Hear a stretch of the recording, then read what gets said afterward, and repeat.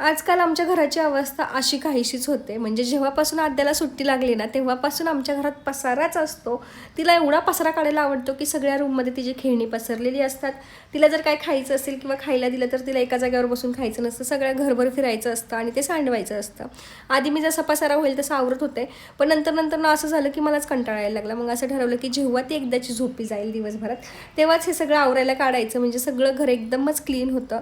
नाहीतर ती जर जागी असली ना, इकडच्या रूममध्ये आवरस तोपर्यंत ती दुसऱ्या रूममध्ये पसारा करून मोकळी झालेली असते. तसंच माझं किचनमधला पसारा आणि किचनमधली कामे सुद्धा आवरत नाही आहेत. म्हणजे आत्ता 5 मिनिटापूर्वी भांडी घासून मोकळं झालं, की दुसऱ्या 5व्या मिनिटाला लगेचच बेसिंगमध्ये भांडी पडलेली असतात. दिवसभर भांडी घासण्यातच वेळ जातो किंवा हे कर ते कर, आता सुट्टी आद्याला. खाणं तर एवढीसं आहे, पण भाजी चपाती खायची नसेल तर पोहेच करून दे, कुठं मॅगीच करून दे, कुठं दूधच दे, कुठं चहा बिस्किट हवं आहे. हे सगळं दिवसभर तिचं चालू असतं. त्यामुळे दिवसभर किचनमध्ये सुद्धा कामे चाललेली असतात. आणि दिवसातला बेस्ट पार्ट म्हणजे अशी मी स्वयंपाक करत असताना ती माझ्याजवळ येते आणि खूप काय काय गोष्टी बोलते. मीच विचारात पडते कधी कधी की ह्या सगळ्या गोष्टी हिच्या डोक्यात कुठून आल्या ते.